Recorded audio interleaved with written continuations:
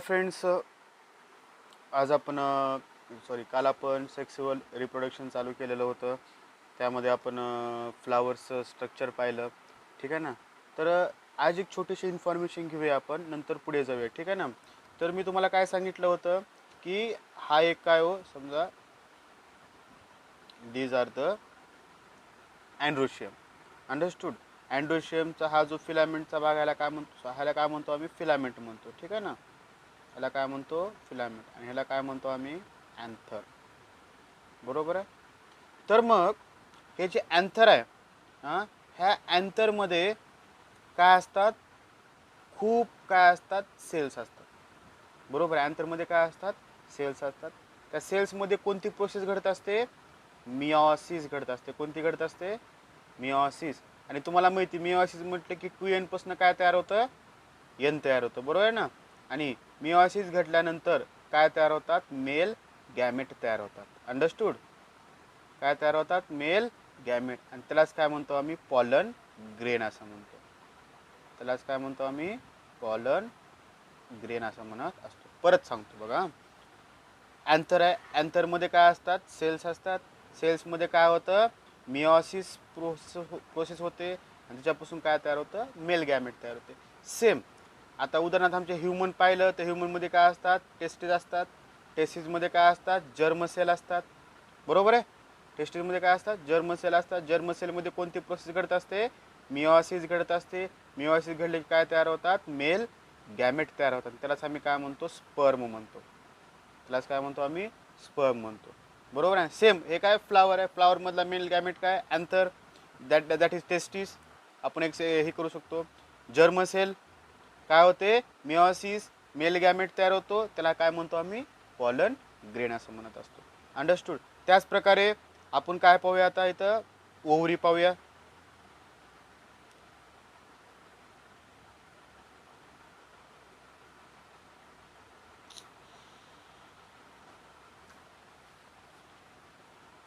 हे काय? ओव्हरी आहे. ठीक आहे ना. तर ओव्हरीमध्ये असे छोटे छोटे काय असतात? मराठीमध्ये त्याला काय एक सेकंड ना.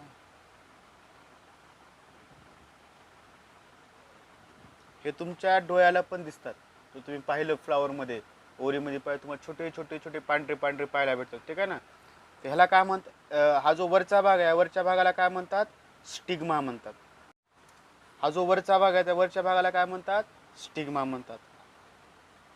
आणि हा स्टिग्मा जो आहे तो कसा असतो? स्टिकी असतो, चिकट असतो. कसा असतो हा? स्टिकी म्हणजे कसा असतो तो? चिकट असतो. ठीक आहे. स्टिग्मा हा काय असतो? स्टिकी असतो. Stigma is present at the tip of ovary. Sorry, हे काय माहिती का? हे पूर्ण स्ट्रक्चर कशाचं आहे? ओव्हरीचं आहे. ओव्हरी नाही, गायनोशियमचं आहे. बरोबर आहे. गायनोशियम हे काय हो? फिमेल गॅमेट आहे. बरोबर आहे ना. बरोबर आहे. जसे की हा अँड्रोशियम, ह्याला काय म्हणतो आम्ही? पूर्ण अँड्रोशियम म्हणतो. अंडरस्टूड. हा मेल गॅमेट आणि हा काय? हा मेल पार्ट आणि हा फिमेल फ्लॉवरचा. बरोबर आहे. तर हे जो टिपचा भाग आहे त्याला काय म्हणतो आम्ही? स्टिग्मा म्हणतो. जो मिडल भाग आहे आणि ट्यूब लाईक स्ट्रक्चर आहे त्यालाच काय म्हणतो माहिती का? Hollow tube. हे कशी असते? हॉलो म्हणजे रिकामी ट्यूब असते. त्याचं नाव काय हो? स्टाईल. त्याला काय म्हणतो आम्ही? स्टाईल. हे कशी असते हो? हॉलो ट्यूब असते. बरोबर आहे ना. हे काय असते? Hollow tube. आणि हा जो फुगलेला भाग आहे खालचा, बरोबर आहे ना, त्या भागाला काय म्हणतो आम्ही? ओव्हरी असं म्हणतो. काय म्हणतो? ओव्हरी. बरोबर आहे. तर ओव्हरी कुठे असते? बेसला असते. बरोबर आहे. आणि ओव्हरीमध्ये तुम्हाला काय पाहायला भेटतात? छोटे छोटे असे एक किंवा अनेक तुम्हाला काय पाहायला भेटतात? ओव्हुल्स पाहायला भेटतात. बरोबर आहे. काय पाहायला भेटतात? ओव्हुल्स. आणि ह्या ओव्हुल्समध्ये काय असतात? जर्मसेल असतात. या ओव्हुल्समध्ये काय असतात? जर्मसेल असतात. त्यांच्यामध्ये काय होतं? मिओसिस होतं. सेमच प्रोसेस आहे. त्यांच्यामध्ये काय होतं? मिओसिस होतं. आणि काय तयार होतो? एम्ब्रिओ सॅक तयार होतो. काय तयार होतो? Embryo sac. म्हणजेच काय? फिमेल गॅमेट तयार होते. अंडरस्टूड. आता आता जर मी एक सेपरेट एम्ब्रिओ सॅक बाहेर काढला, म्हणजे सेपरेट एम्ब्रिओ सॅक जर बाहेर काढला तर तुम्हाला कसं पाहायला भेटतो बघा. आता एका एम्ब्रिओ सॅकमध्ये काय काय असतं बघा. एका एम्ब्रिओ सॅकमध्ये काय असतं माहिती का? एक एग सेल असते. एग. ह्याला आपण मराठीमध्ये अंडपेशी म्हणतो. आणि ह्याच्या बाजूला 2 दुसऱ्या सेल असतात. आता बघा हे जे काय म्हणते का, ही एग सेल, ह्याला नाव काय दिलं आपण, एग सेल असं नाव दिलं. आता हे जे 2 सेल आहेत त्या 2 सेलला काय म्हणतो आम्ही, सिनर्जिड म्हणतो.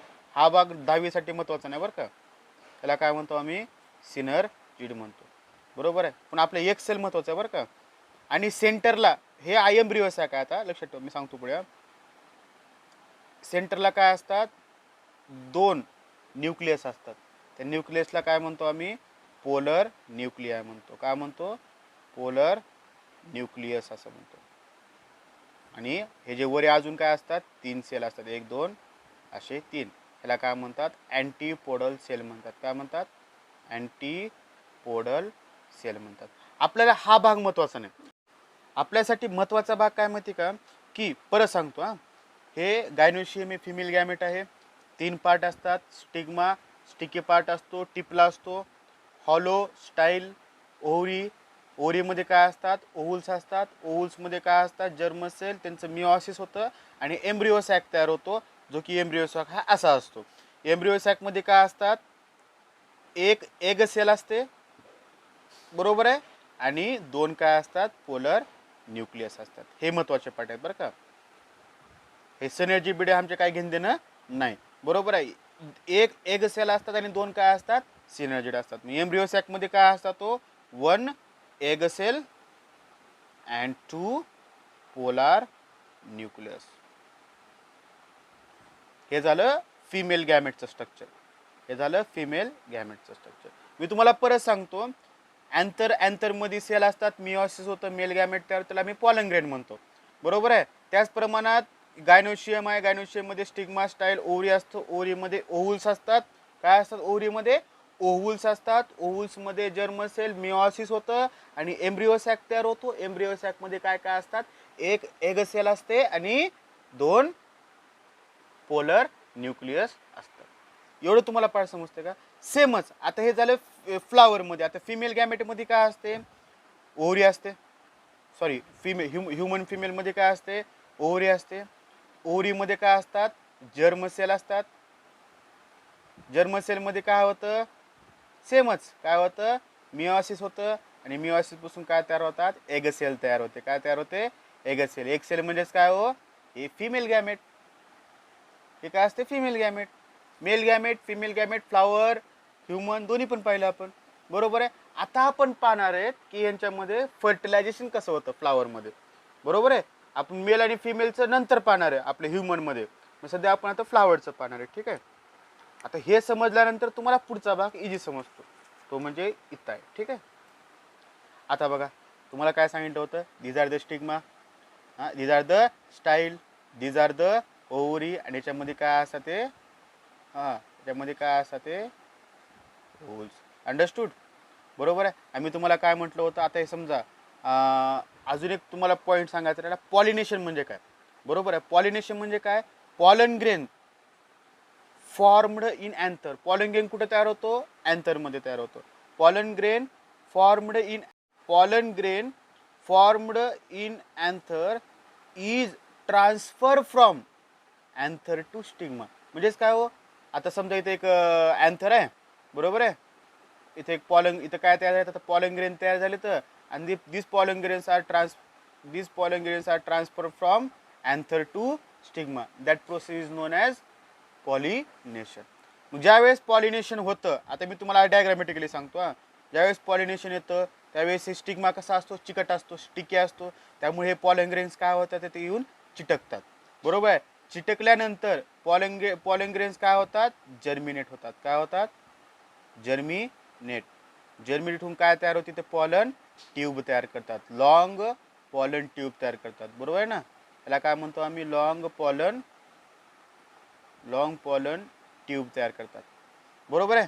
मग लॉंग पॉलन ट्यूब तयार झाल्यानंतर राहिला प्रश्न आता की हे जे अँथर आहेत त्या अँथरमध्ये काय असतात, तो 2 न्यूक्लियस असतात. अँथरमध्ये काय असतात, 2 न्यूक्लियस. काय म्हणतो, अँथर नाही, हे पॉलन ग्रेन्स मध्ये काय असतात, 2 न्यूक्लियस असतात. मग ही जी पॉलन ट्यूब तयार झाली आता, ह्या पॉलन ट्यूब सोबत काय होतं माहिती का, हे 2 न्यूक्लियस कुठे येतात, खाली येतात.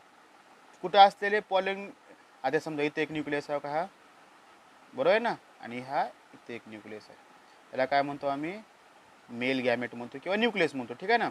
हे काय तो न्यूक्लियस आहे, बरोबर आहे. मग आता हे न्यूक्लियस काय होतात, पॉलन ट्यूबच्या मदतीनं कुठे येतात, एका कोणत्या पण एका ओव्हलमध्ये येतात. मग तुम्हाला ऑलरेडी बोललं होतं की ओव्हलमध्ये काय होतं, मिओसिस होतं आणि काय काय तयार होतात, ह्याला काय म्हणतो आम्ही, ह्याला पोलर न्यूक्लियस म्हणतो, बरोबर आहे ना. आणि ह्याला काय म्हणतो आम्ही एग सेल म्हणतो. इथं ह्याला काय म्हणतो आम्ही एग सेल म्हणतो, बरोबर आहे. आता काय झालं माहिती का, हे जे दोन न्यूक्लियस आहेत ते दोन न्यूक्लियस कुठे आले, आता ह्या एम्ब्रिओ सॅकमध्ये आले.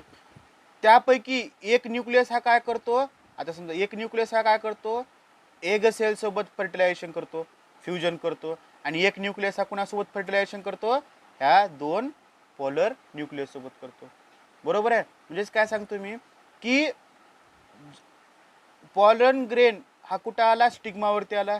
पॉलन ग्रेन मध्ये दोन न्यूक्लियस आहेत, इथं काय झाला तो फर्टिलाइज, इथं काय झाला तो जर्मिनेट झाला, काय तयार केला, पॉलन ट्यूब तयार केला. पॉलन ट्यूब सोबतच त्याच्यामधले दोन न्यूक्लियस कुठं आले, एम्ब्रिओ सॅकमध्ये आले. एक न्यूक्लियसने कुणाला फर्टिलाइज केलं, एग सेलला केलं, आणि एका न्यूक्लियसने कुणाला फर्टिलाइज केलं, पोलर न्यूक्लियसला फर्टिलाइज केलं.